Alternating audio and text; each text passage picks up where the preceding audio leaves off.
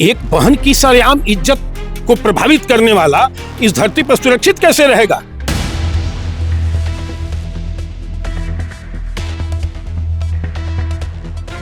सवर्ण समाज बुरी तरह से आहत किया जा रहा है, घायल किया जा रहा है। यूजीसी पे सवाल पूछा जाता है तो deputy CM Brajesh Pathak SIR का बताने लगते हैं, मनोज पांडे कुछ नहीं बोलते। तमाम ब्राह्मण चेहरे हैं। बाटी चोखा का विवाद हो गया, किसी के मुंह से कुछ नहीं निकला। क्या उम्मीद रख रहे हैं आप लोग? अनंत कुमार गुर्जर के बयान से जो विधायक हैं, उनके बयान से हमारे सवर्ण सांसदों को, विधायकों को सीख लेनी चाहिए। ये नपुंसकता का परिचय है।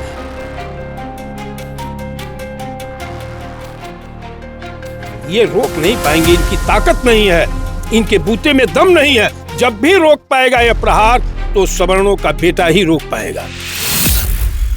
उत्तर प्रदेश की राजनीति में इस वक्त ब्राह्मणों का मुद्दा खूब ज्यादा गरमाया हुआ है। ऐसे में ब्राह्मण समुदाय की क्या कुछ राय है, फिर चाहे वो मामला यूजीसी का हो या रुचि तिवारी जो इस वक्त खूब ज्यादा सुर्खियों में चल रही है। इसके साथ ही कानपुर का भी एक ऐसा ही मामला हुआ था जो ठाकुर बनाम ब्राह्मण हो गया। बात करने के लिए हमारे साथ पंडित राजेंद्र त्रिपाठी जी हैं। ब्राह्मण का प्रतिनिधित्व करते हैं आप, कई आप के वीडियोस सोशल मीडिया पर भी आते हैं, बड़ा आक्रोशित हो जाते हैं। ये अचानक से 27 के पहले बोतल से जिन्न निकला कहाँ? ये जिन्न इसलिए निकाला गया है, मेरा मानना है कि इसके पीछे वोट की शुद्ध रूप से राजनीति है।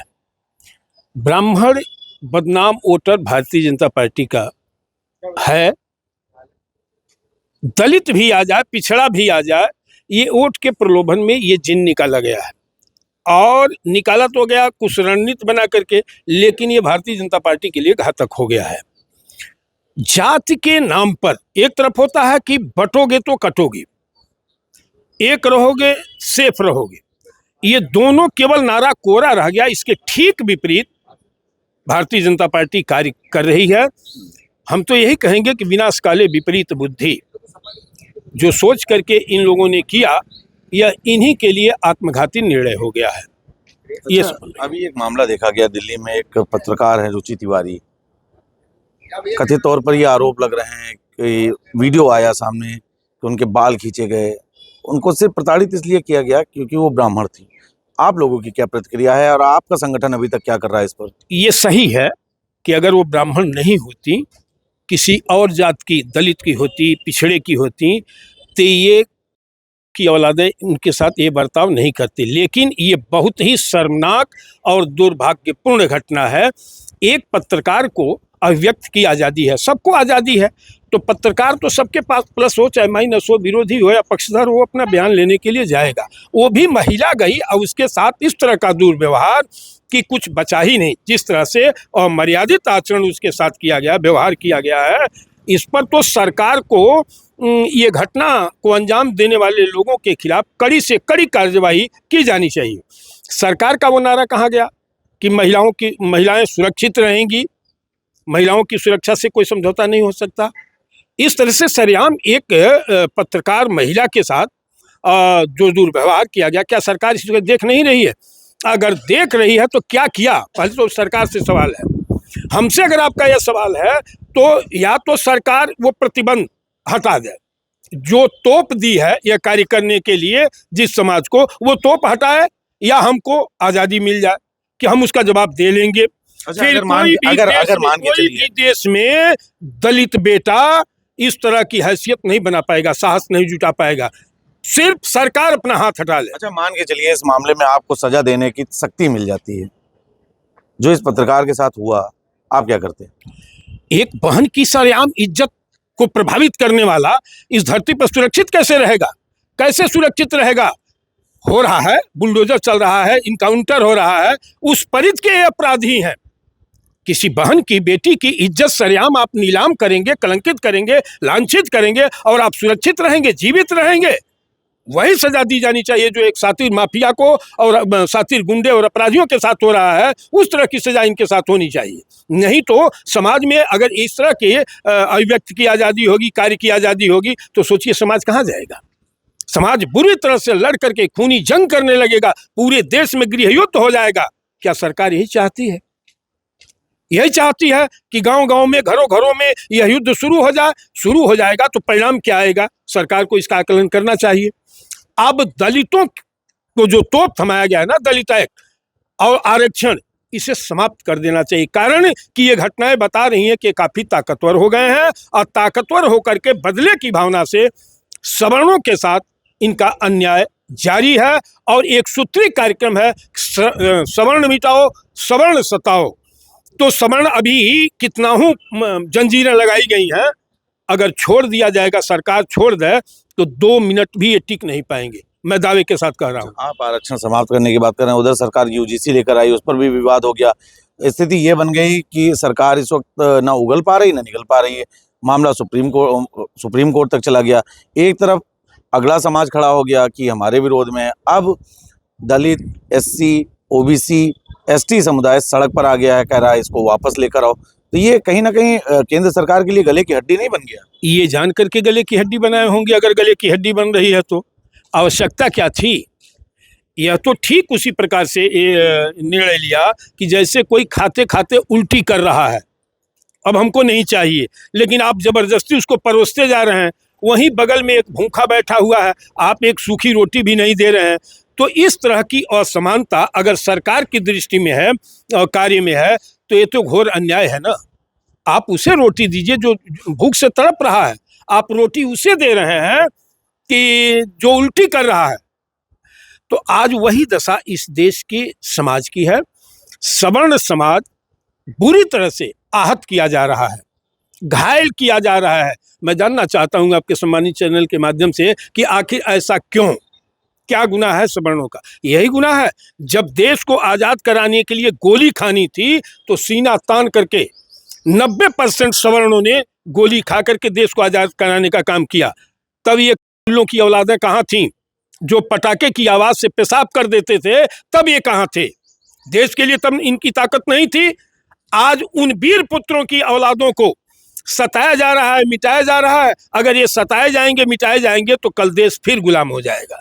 निश्चित रूप से उसे कोई रोक नहीं पाएगा।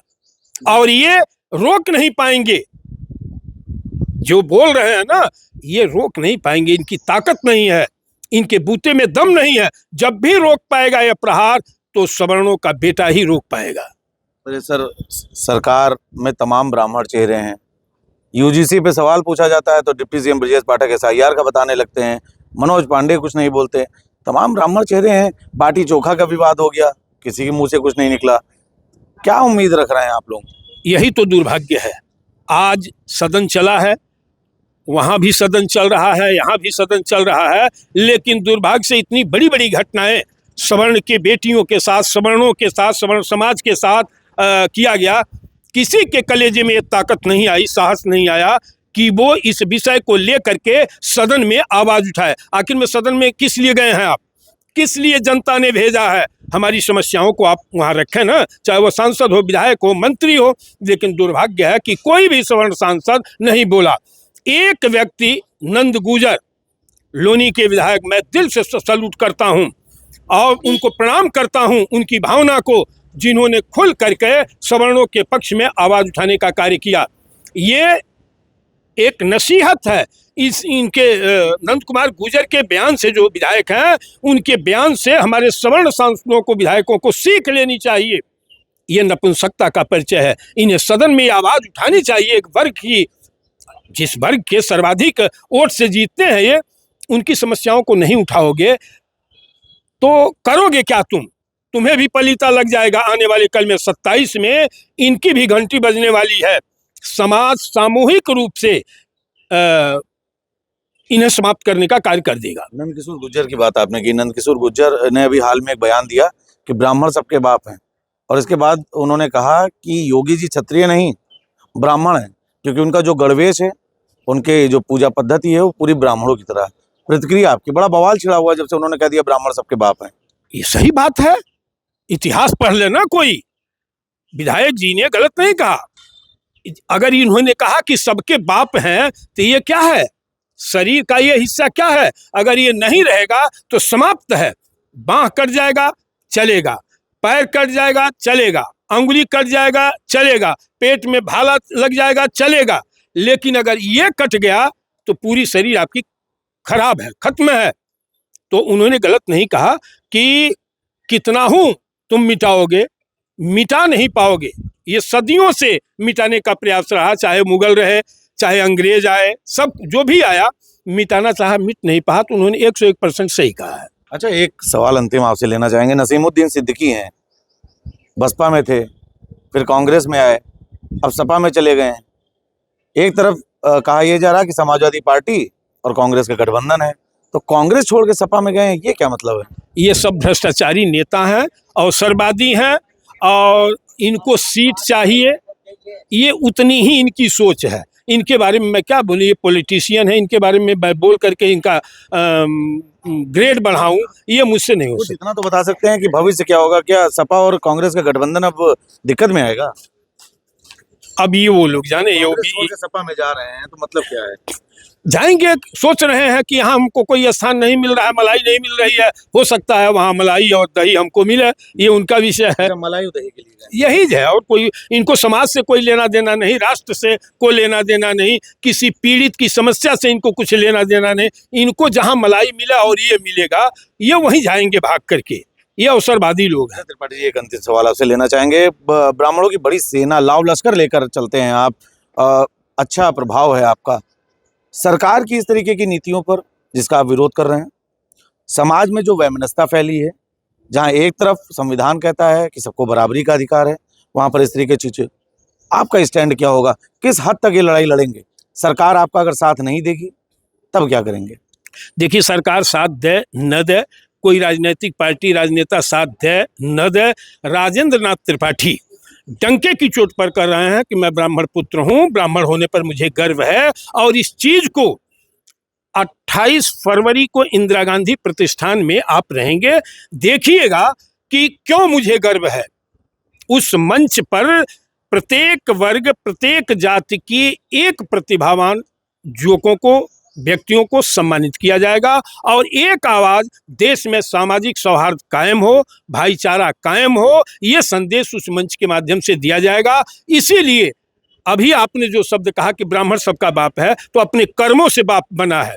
बाप माने गार्जियन, वो समाज का गार्जियन नेतृत्व किया है, समाज का गार्जियन है, और था, है और आगे भी रहेगा। 28 तारीख को आपसी सद्भाव कैसे कायम करके हम चलेंगे और नफरत को मिटाएंगे और ये समाज विरोधी ताकतों को मिटाएंगे, 28 तारीख को आपको दिखेगा। सवाल तो हमारा आखिरी था, लेकिन आपने इस नए सवाल को जन्म दे दिया, तो पूछना जरूरी हो जाता है। सरकार में मंत्री हैं राजभर जी, वो भी ब्राह्मणों का बहुत बड़ा सम्मेलन करने जा रहे हैं, कह रहे हैं हम ब्राह्मणों को एकजुट करेंगे।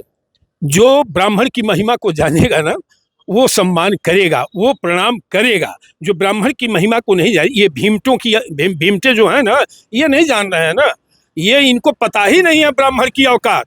इनके आकाओं को पता है, इनको इनके आकाओं को पता है। जैसे सुश्री मायावती जी जब तक ब्राह्मण का अपमान की, तिरस्कार की, सत्ता नसीब नहीं हुआ, आज जब ब्राह्मणों का सम्मान करने लगी, सत्ता प्राप्त हो गया।